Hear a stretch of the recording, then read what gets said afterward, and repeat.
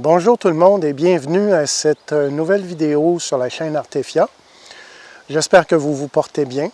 Alors ici, toujours au Québec, bien entendu. Maintenant, je suis revenu de mon petit voyage du Saguenay-Lac-Saint-Jean et aussi de la Haute-Côte-Nord avec une bonne grippe. Je ne sais pas où j'ai pris ça. J'ai été presque la majeure partie du temps en pleine forêt, mais bon, c'est ça.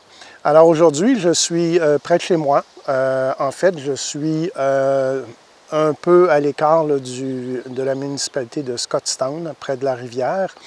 Et c'est ici là, que j'aimerais vous parler d'un sujet qui n'est absolument pas technique.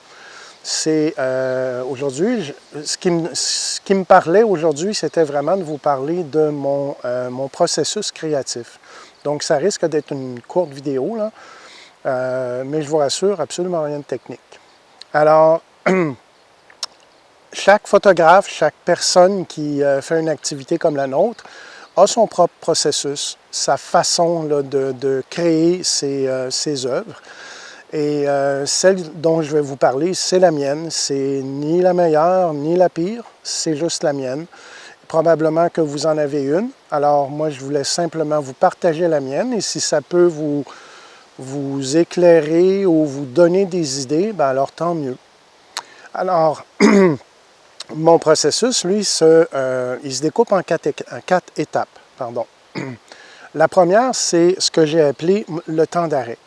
Ce que je veux dire par là, c'est que lorsque j'arrive sur une scène, j'essaie le plus possible de m'arrêter. Je ne sors même pas mon matériel. Et je vais tout simplement m'imprégner de la nature, essayer de ressentir les vibrations du moment, essayer justement d'apprécier, de remercier tout ce que je vis là, actuellement, là, le fait que je suis, par exemple ici, là, c'est vraiment très paisible. Oui, c'est très, très nuageux, mais il y a de belles énergies, c'est vraiment très agréable. Donc ça, c'est la première étape que je fais. C'est sûr que ce n'est pas toujours possible. Si vous voulez, par exemple, je ne sais pas, moi, il y a une scène avec un arc-en-ciel, bien, peut-être que vous allez vouloir rapidement vous installer et prendre la photo le plus vite possible, là, parce que l'arc-en-ciel ne va pas être là très longtemps. Mais, règle générale, quand c'est un paysage standard, bien, j'essaie de faire ça. Ma deuxième étape, celle-ci, je l'ai appelée la visualisation. En fait, je vais tenter de visualiser la scène. La première chose très importante, c'est que je vais essayer de trouver mon sujet. Donc, ce qui ressort le plus dans la scène que j'observe, ça peut être un arbre, ça peut être un pont. Vous allez voir tantôt, je vais vous montrer une photo, là, justement, juste un peu à l'arrière là-bas. Je vais aller m'installer sur une très grosse pierre, peut-être à 1,5 mètre, 2 mètres dans la rivière. Donc, j'avais un beau point de vue et au loin, je vois tout simplement un pont, un ancien pont de chemin de fer, de voie ferrée, pardon, qui passe au-dessus de la rivière. Donc, ça a été, mon sujet était le pont. Alors, vous allez pouvoir voir ça là, dans quelques instants d'ailleurs. La deuxième chose, à l'intérieur de ma visualisation, c'est que je vais repérer aussi des éléments, différents éléments autres que mon sujet principal, des éléments que je veux conserver ou que je veux enlever. Donc, ça veut dire, dans mon cadrage, je vais vraiment prendre soin d'enlever tout ce qui va être, tout ce que je considère comme une distraction. Ça peut être toutes sortes de choses, là. Ça peut être encore là, comme tantôt, j'étais sur une pierre, ben peut-être que mon avant-plan, peut-être que je ne la veux pas, la pierre. Donc, je vais m'arranger pour qu'elle ne soit pas dans le cadre. Ça, c'est un exemple. Donc, il faut vraiment repérer ces éléments-là et faire en sorte là, de soit recadrer, soit de se déplacer, de vraiment avoir un autre point de vue de la scène pour pouvoir enlever les éléments qui causent une distraction. Ce qu'il faut, la règle en fait en photo de paysage, c'est de rester le plus simple possible, d'éviter que le spectateur, en regardant votre photo, soit distrait par différents éléments. Ça, on ne veut pas ça. Ma troisième étape, c'est la composition en tant que telle. Et là, je fais référence à par exemple, les règles de composition standard, comme la règle des tiers, par exemple, ou le nombre d'or, ou des choses comme ça. Je ne suis pas un fan de ces règles-là, OK? J'aime les... En fait, oui, ça va m'arriver à l'occasion d'utiliser surtout la règle des tiers, surtout quand j'ai, par exemple, et je vais parler dans un moment de la lumière, mais là où j'ai de la lumière, par exemple un coucher de soleil, là, il est possible que je mette cette lumière-là vraiment dans une des intersections du fameux carré, là, du tic-tac-toe, j'allais dire, là. Enfin. Donc, mais autre que ça, je ne m'arrête pas vraiment à ces règles formelles-là. Par contre, ce qui va être intéressant pour moi, c'est de vraiment observer les lignes naturelles, les lignes directrices naturelles, les formes géométriques que le paysage va m'offrir. Ça peut être une montagne, ça peut être un conifère qui va vraiment avoir une forme de triangle. Ça peut être, comme tantôt vous allez voir, là, j'ai vraiment le pont et j'ai par après la rivière qui fait comme un peu un S. Donc, j'ai des lignes qui m'amènent à mon pont. Mon pont, lui, va m'amener une ligne qui, lui, va être superposée au niveau de l'eau. Donc, c'est ce genre de choses-là à laquelle je vais m'arrêter.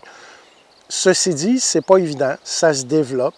Je vous dirais, ça fait pas tellement longtemps que je fais attention à ça. Mais je vous encourage fortement à vous documenter par rapport à ça et de tenter de sortir des règles vraiment standards où tout le monde, puis là encore là, je fais référence à la règle des tiers, c'est celle qu'on voit le plus souvent et dont on entend parler le plus souvent. Il n'y a pas que ça. Il faut sortir des sentiers battus, il faut créer vos propres, pas vos règles, mais il faut créer il faut vous fier à votre inspiration, tout simplement. Maintenant, le quatrième et dernier point, j'en ai parlé il y a quelques secondes, c'est la lumière. En fait, ce que je veux dire par cette étape-là, c'est que je vais tenter de localiser ma lumière et d'optimiser ma photo par rapport à la lumière. Vous savez qu'en photographie, la lumière est extrêmement importante.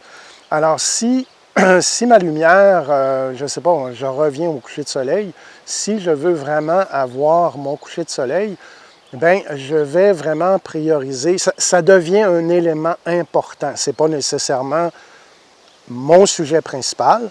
Généralement non, là, parce que photographier le soleil directement, c'est plus ou moins sans intérêt, là. Mais ça devient un élément très important dans une photographie de paysage.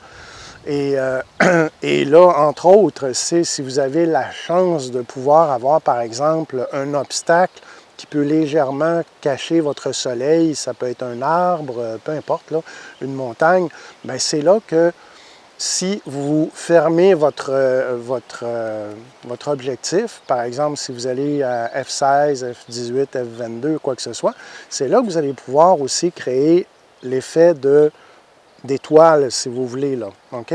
Donc ça peut être très intéressant. Donc, alors c'est sûr, là, je parle du coucher de soleil, mais il n'y a pas que le coucher de soleil, là.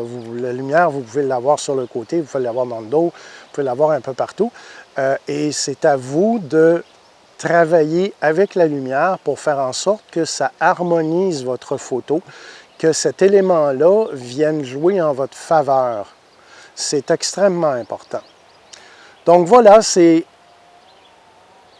vraiment expliqué très rapidement, mais encore là, comme je vous dis, c'est mon processus, c'est la façon dont moi je travaille. Comme j'ai dit au tout début, c'est sûr qu'il y a des exceptions où je ne prends pas nécessairement le temps de passer au travers de toutes ces 4 étapes-là. Mais optimalement, c'est vraiment la façon la plus, pour moi, la façon la plus... en fait, c'est celle qui me complète, c'est celle dans laquelle je me rejoins et que pour moi, la photo fait du sens. Dans le sens où cette photo-là, pour moi, va avoir une histoire, et j'espère être en mesure de partager, de communiquer cette histoire-là à ceux qui vont regarder la photo.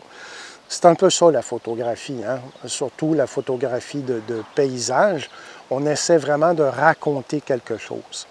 Alors voilà, je vous invite, là, je vais tout simplement vous montrer des photos et je vais expliquer un peu de quelle façon j'ai vu ou j'ai perçu les lignes directrices et les formes géométriques dans les scènes que j'ai photographiées cet après-midi.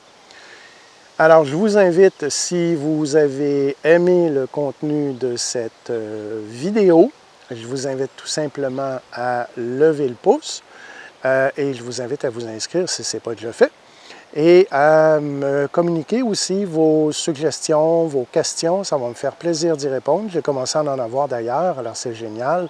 Merci beaucoup. À la prochaine!